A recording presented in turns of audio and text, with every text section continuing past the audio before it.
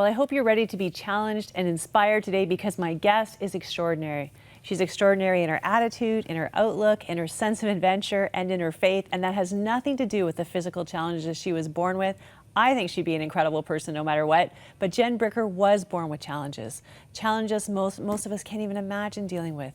She was born without legs, but that has never stopped her, not even for a minute. Am I right? Has it never stopped you? Not really. I mean, I just never saw it that way. I wasn't raised with that kind of mentality.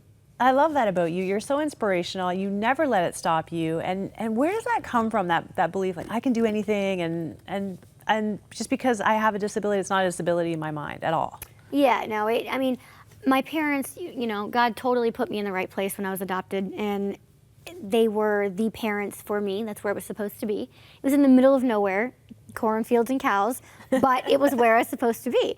And it was just that mentality of how they raised me. I mean, there wasn't going to be any other way. It's not like they stood on some platform and we're going to be so awesome and make a point to raise her this way because she's our different child, but she's going to be amazing. It wasn't even like that. It was like, no, why couldn't she do whatever she wants to do? And beyond that, you're amazing, you're powerful, you're empowering, you have a great head on your shoulders. If you put your mind to something, girl, you're gonna do it. Like, it was just, they really meant it, and they backed it up with their actions.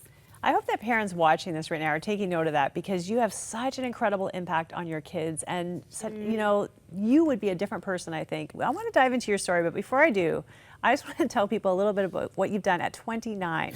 Okay, so you're an aerialist, a power tumbler, an author, a motivational speaker. You've been part of Britney Spears' circus tour. You've been a headliner at the Palazzo Hotel in Las Vegas, the New York Lincoln Center, the Shangri-La Hotel in Dubai, just to name a few things. You know, did you ever imagine at so young you would have already accomplished so much? I knew, I told my mom when I was about 10, which is, this is kind of crazy to think about it, but I told her with all the confidence in the world, I just said, God has a huge plan for my destiny, and it's going to change the world. And I just said it like that. Like, that was it. Never again. Didn't think about it. And I didn't know what that was. I just knew. I felt it. Like, it was just, you know when you know when you know kind of thing. And so as my life unfolded, I was going into fashion. That's where I was going. Like, all through high school, year after, I was going to go to fashion school. That was the whole plan. And then I moved to Orlando when I was 19, started working at Disney World, and my whole life changed. So I got a different opportunity, and I went to perform, to take this whole totally different path of being an acrobat and an aerialist, and it's taken me all over the world to over 14 countries, and getting to just not only do what I love and what fills my heart, but what God made me to do, which is unbelievable. And then I started being a speaker, which God just made me be a speaker. I was so hesitant. I'm like, I don't want to be a speaker. He's like, you're going to be a speaker. It came. I thought that was my retirement plan when I had old gray hair, but he had other plans. And so I started speaking much, much sooner than I thought. And he's totally blessed my life. And I've got to see even more of the world because of speaking as well. So it's just, it does blow my mind every single day. Everything that, the doors he's been opening, the places he's taken me that I shouldn't have favor. Communist China, Dubai, Middle East, all kinds of places that for multiple reasons I should not be accepted. And yet he opens those doors. I love it. You are a story of somebody who said yes to God, and your life has been directed by him. And what I love about it is that you would think, when you hear how your life began, okay, maybe it's going in a bad direction, So you were born without legs, and your birth parents abandoned you. Your dad actually abandoned you. You never even saw your mom. Right. Tell me about the beginning of your life, and maybe how you see God working in it. Right. So from the outside, it's like you were born without legs, left in the hospital, put up for adoption. They didn't even give you a name. All these things, and they sound so harsh, so ugly, so I guess tragic. Some people say, I hate that word, but this is what people say. And I guess I get it. I mean, I really don't get it the way other people do, but I can understand how rough that sounds. And that is the kind of God we serve, that you can have something that looks so bad on the outside, and he can turn anything around. And that's amazing. And I just think, the least likely person from the outsider's perspective, right? Like, born without legs, left for whatever, and no name and all this stuff that sounds so awful. But then he has such purpose. Like, being born without legs was not just some random, like, oh, I forgot to put legs on this one. Okay, whatever. That's not the kind of God that we know. And that's not how he did that on purpose and for a purpose. I have to not have legs in order to do the things that he's called me to do, to go to the places. The reason I have favor, everything in my whole timeline of my life is crazy, amazing, and creatively planned perfectly in order for me to go to all these places and for him to get his point across in a unique way. It's amazing. You're a living example of, sometimes you ask God to change your circumstances and he doesn't, and he changes your perspective. And it's your perspective that empowers you, I think, to make such a difference and be such a strong voice. You say, and I couldn't believe this when I read it, but people would say to you, hey, if you could go back and if you could say, God, can you give me legs? Would you want to do that? What do you say? Right, yeah, I really thought about that when I was younger. I gave it a fair thinking through, so I didn't just have a phony answer. And every time I kept coming back to no, because yeah, would it make my life easier in certain areas? Would I get to wear super cute shoes because I love shoes? The irony. I hear you're a shoe enabler, so maybe we should go shopping later. 100%. I will tell you to buy them every time. Every time. Always. But yeah, because, so yeah, it would be nicer, easier in certain areas, a little bit more vanity in some areas, and I do love fashion. But at the end of the day, if it comes down to me being able to touch people's lives and allow God to change lives through me, then how on earth could I say, yes, I want legs? It's not a fair trade. There's no way. Your perspective is amazing. And I know from reading your story, you would not be the person that you are today if you grew up in the family you were born into. We're going to cover how you met your sisters later on, but one of your sisters really distanced herself from her family, saying it was kind of an abusive environment. Right. You were actually in a family, your adoptive family, who literally said there was no can't. There was no word can't. You cannot use that word. What was that like? Yeah.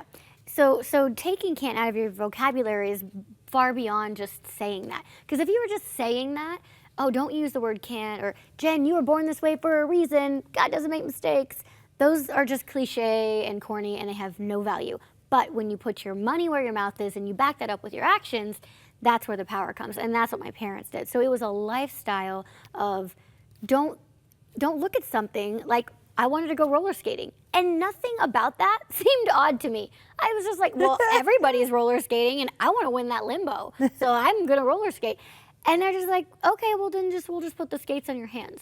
Instead of saying, well, you might get hurt, you're really small, because I was young, so it was really small, and it's dangerous, and how are you going to do that? That was not their immediate answer. They didn't automatically go to negativity. They automatically went to, well, we'll just figure out how to make it work for you. That's it. And so that's the lifestyle, and that's the power in that. And that's how you live now. Right. Yeah, because it's just, it's just who I am. Yeah. Yeah. So now you're an aerialist and a power tumbler, and you always had an interest in that world of gymnastics. You were a big fan of an Olympic medalist, Dominic Moceanu. And years later, you're 16, you say to your parents, hey, who are my birth parents? I want to know. Can you tell me a little bit about that story, how you found your family? Yeah, so I asked my mom right before I turned 16 if she knew anything about my biological family. And to my surprise, she says yes, which God totally had to plant that idea in my brain, because up until that point, I was never interested about my biological parents. I knew they were from Romania, and I knew that everything was open, and it was fine. I didn't need to know anything else. And my family wasn't secretive. It's not like, oh, I bet they're harboring something about my family. Yep, they definitely are. No, it's like the opposite. And so the fact that I even thought to ask them that is totally God. It's ridiculous. And so my mom says, actually, yes. And I'm like, what? I'm like glitching here.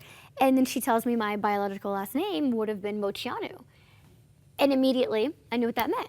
And I was like, oh, what? And you didn't think it could have been any Moceanu. No. You knew it was her. It's not like there's a lot of people with that last name. Well, okay, good point, yep. No, it was an automatic boom, direct to the point. Oh, she's my sister.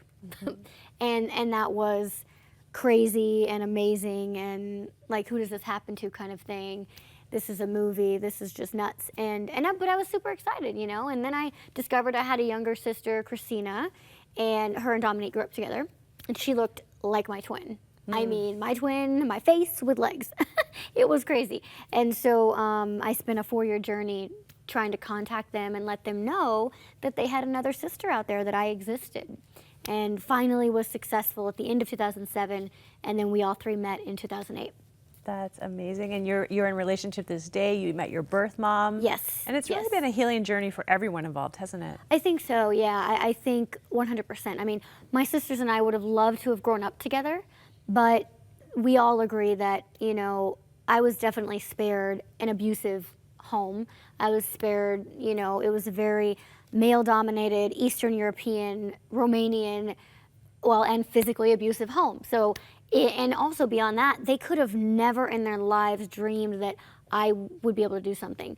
Because it's still in foreign countries today, the countries that I've mentioned that I've been to that I should not have favor, someone like me without legs, they don't even come to public. I mean, literally, they like hide.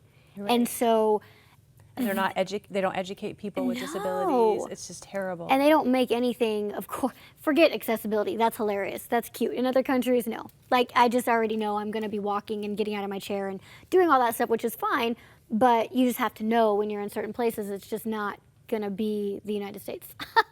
And that's just it. And your adopted parents, I remember that, you know, you wrote in your book that the doctor said to them, she's never going to be able to sit up. Right. And your dad was like the person who never takes candy either. He was like, not my daughter. And he goes to other doctors and he finds a way. That's right. They fought for you. It's almost a picture of that heart of God, right? He fights for us. Mm-hmm. You know, he advocates for us.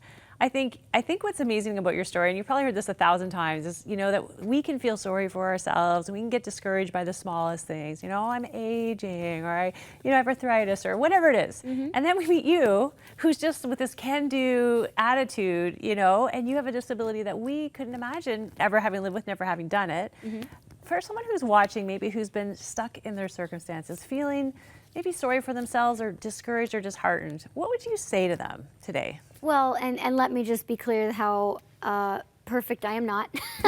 And I do wake up on the wrong side of the bed, and it's a choice every single day. We have to choose to be happy every single day. We have to choose to fight through it and own the day, not let it own us, right? So that is a very, realistic thing, but I just want people to really take away that they are significant. Every one of us have gifts and talents and abilities that are for us, like our fingerprint, unique to us. And there is equal value in that, and there's power in that. There's power to change a life. And people think that because their gifts and talents don't look like mine or somebody else's, or someone that they maybe put up on this pedestal, that theirs aren't significant, or it's just certain people that are made to inspire people and change people's lives. But that's not true. It is gonna look different. We need a hand and a nose and an eye and all that to make a body, but they're equally as significant, whether it's listening or talking or being artistic or good at math. All of those things can touch someone's life when you're sharing and you're being open and vulnerable to someone. Well, you are an awesome communicator, and you are an inspirational person. I'm so glad I got to meet you. I feel very privileged. Oh, and I thank you. I pray your voice is amplified, that more people get to hear your message, and that you encourage more of us to go for it in life. Thank you so much for having me. Yeah.